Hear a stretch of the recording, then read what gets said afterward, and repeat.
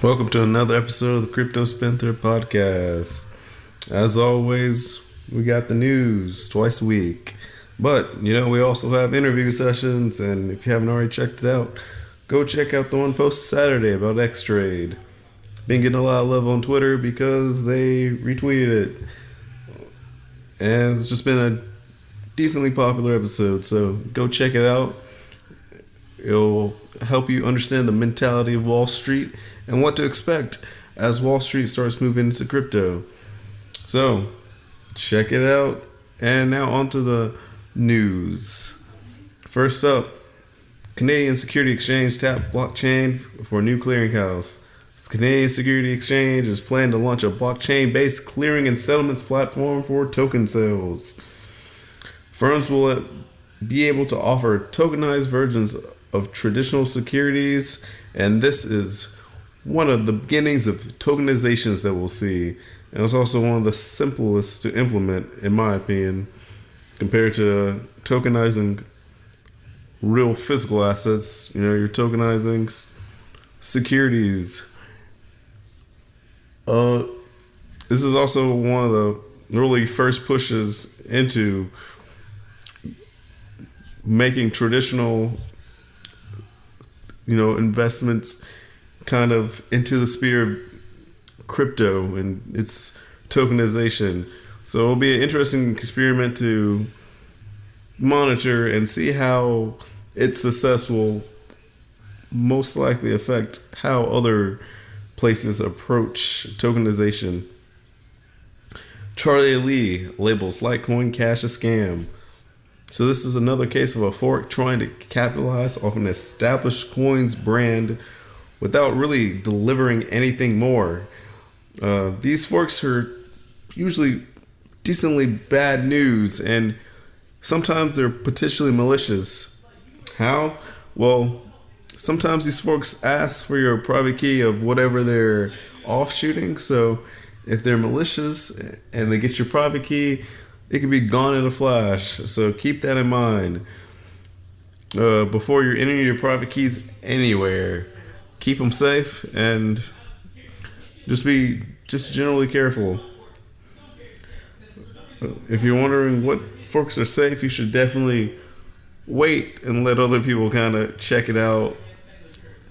Usually there's people in crypto are pretty good about ensuring things are safe, and after a while you'll know if this fork is a malicious one or just a malicious scam, or just some project that wants to ride off the coattails of an already established brand. Crypto is now the fastest growing donation for Fidelity Charitable. So there's been 69 million in cryptocurrencies donations that were made in 2017, and this made crypto one of the fastest growing donations assets for the Fidelity Fund. And positively, donations via crypto not only enable donators to remain anonymous, but also organizations typically benefit more by receiving crypto than other alternatives. Just because when people donate via other methods, all the fees and other kind of like transaction, just like the way from the donation to the client or to the person that needs it, there's a lot of middlemen in there. It reduces the total amount. While with crypto, it's fairly straightforward, smaller fees in most cases, and everyone benefits. Citrix. Research indicates 50% of the large UK businesses have stockpiled digital currency. Many UK companies are stockpiling crypto. Do you think for investments or something else? Well, it's mainly because of ransomware.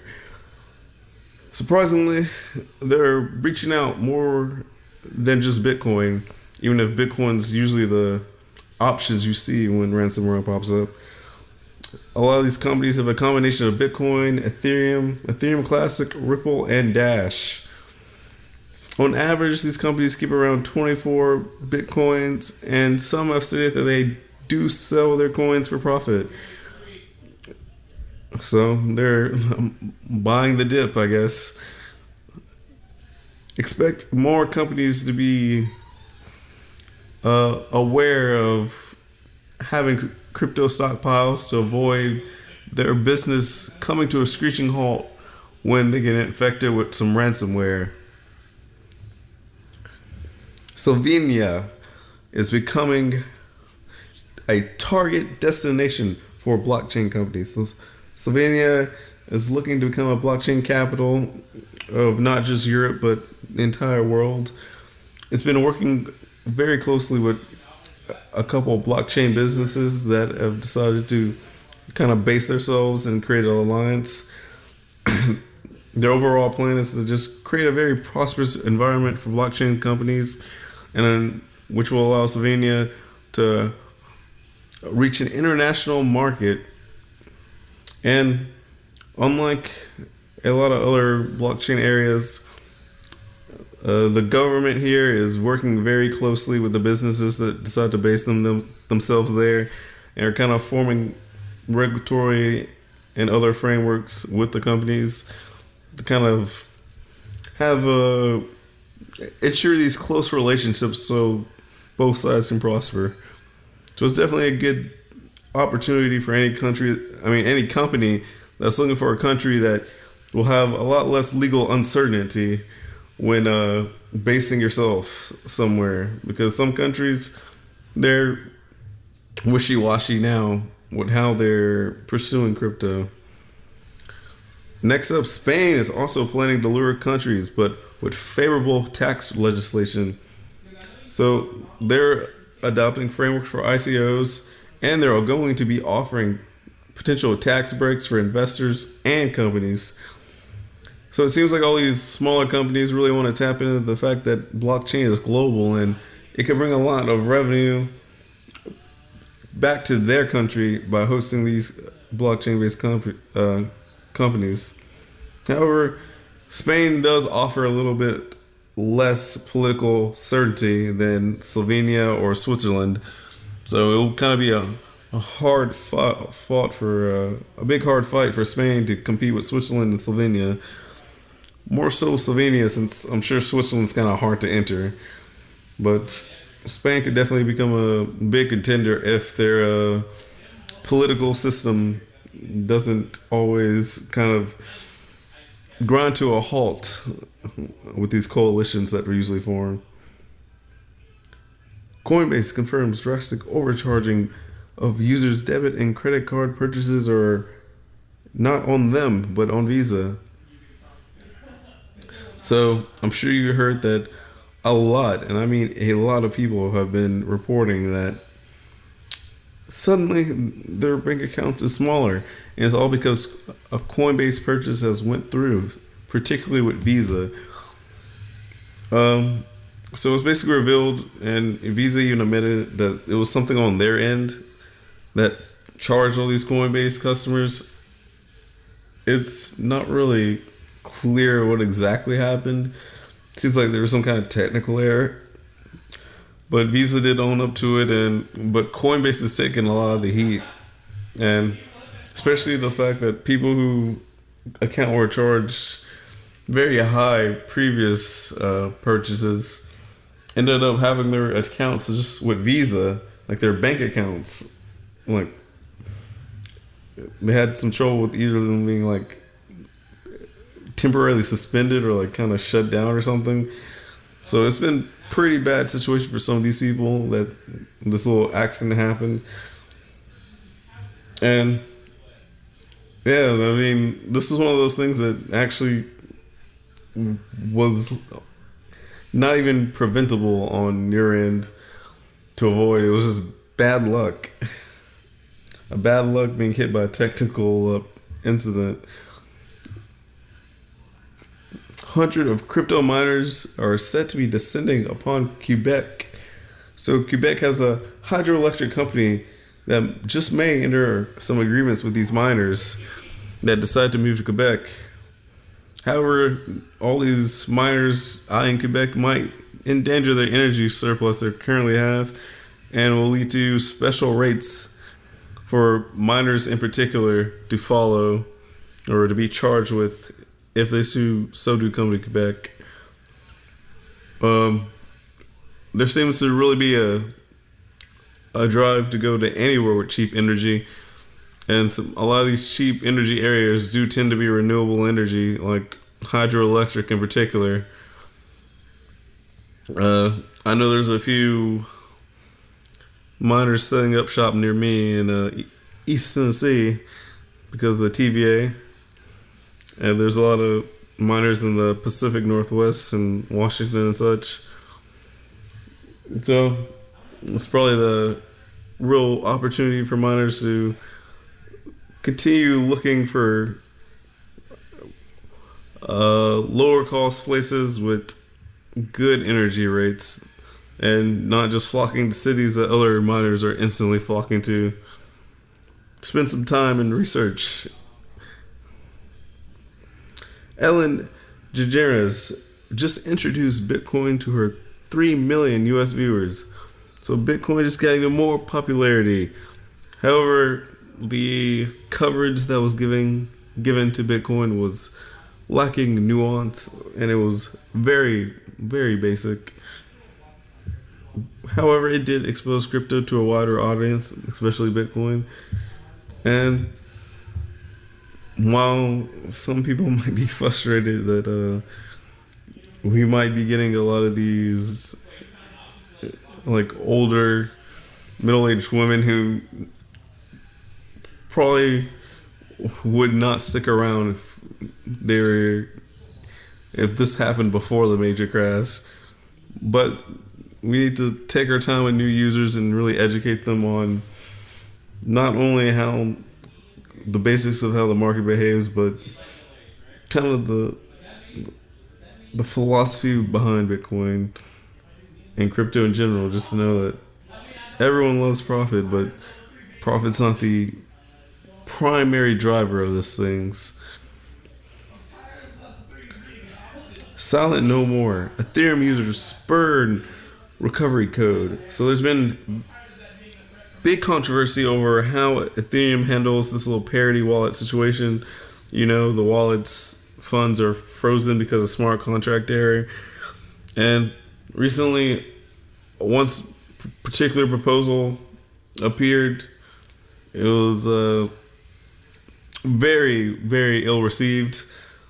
It was a very community-wide rejection, and a lot of people were calling that this would set a very bad precedent, that the Ethereum Foundation is just able to recover funds willy-nilly and just change everything whenever something like this happens, which will inevitably happen again. So that's why a lot of people are against it. It really is a problematic kind of situation of governance, I guess.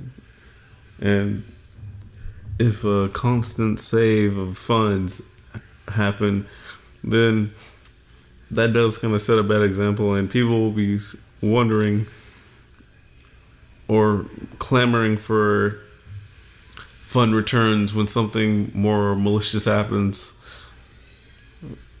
So I'm sure you'll hear people clamoring for some kind of rollback or something dumb like that. But it will be interesting to see if Ethereum decides to go forward with this or actually listen to the community and kind of just back off.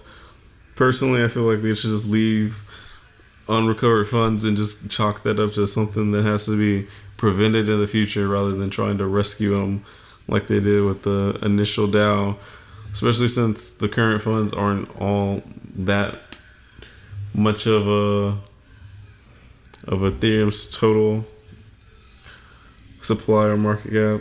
They'll survive with the hit that it gives. SEC suspends 3 companies claim to have a crypto connection. So you probably expect more of these to as much as you can expect more cyber issues. Why? Because the SEC has been on people with these kind of false promises. T companies shouldn't be able to pivot to blockchain, but that's besides the point. The companies in question here are Cherubin Investments, PDX Partners, and Victoria Construction Group. They're all suspended from 9 a.m. Friday of last week. It was just Friday the 16th to March 2nd. The suspension notice is dated on the 15th. And just, if you're a company or you run a company, don't be pivoting to blockchain just because, or that's you next, being made an example out of by the SEC. Financial regulators are unable to control the crypto market, says the title of this article. And for most part, it's correct, because for the U.S., the CFTC and the SEC in their Senate hearings that basically stated that the federal government should stay out for now, because it requires very kind of nuanced and thoughtful regulation. But the White House has also said they have no plans to directly change anything regarding crypto anymore. Especially the fact, I guess, they're supposed to repeal regulation when they enact regulation for this administration in particular.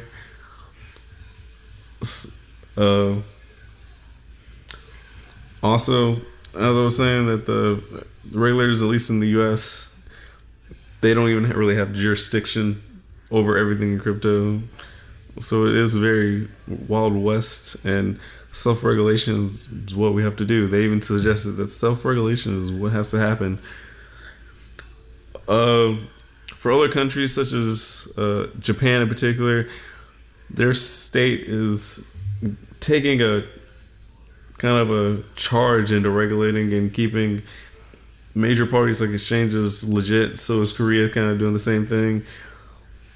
In Europe has a very weird attitude, considering Germany and France are pretty hostile or growing hostile.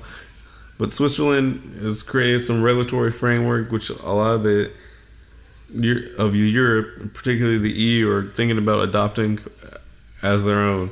So thanks Switzerland, I guess. Venezuela's national currency, Petro, expected to go global. So, we've all been anticipating the Petro. It launches Tuesday for this little money-raising crowd sale Maduro's doing.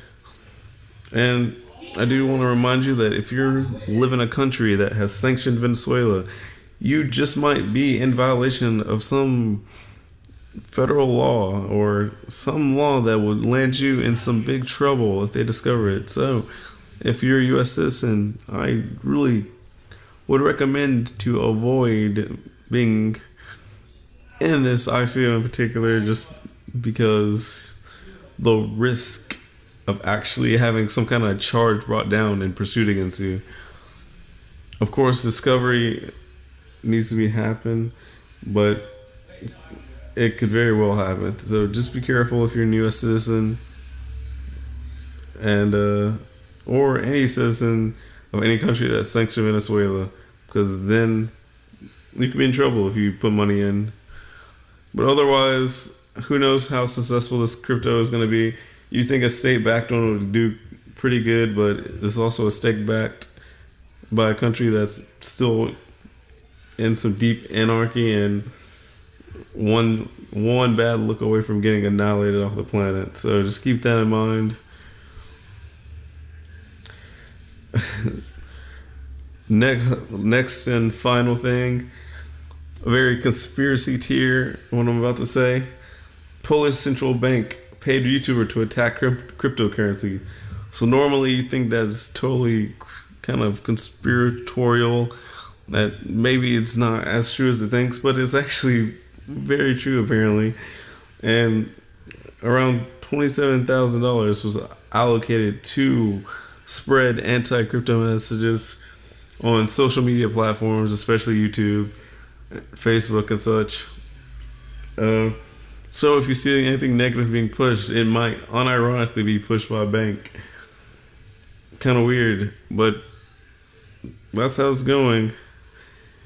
As always, you should definitely kind of digest your own opinions about things and try to educate those who are interested in the correct path, and don't accept a lot of this misinformation or FUD that pops up, because there is a lot.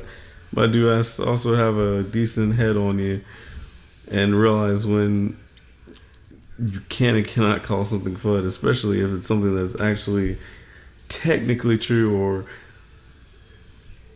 true in a sense. Because that is definitely a problem of calling truthful things FUD, or things that are implied FUD just because it's not explicitly stated.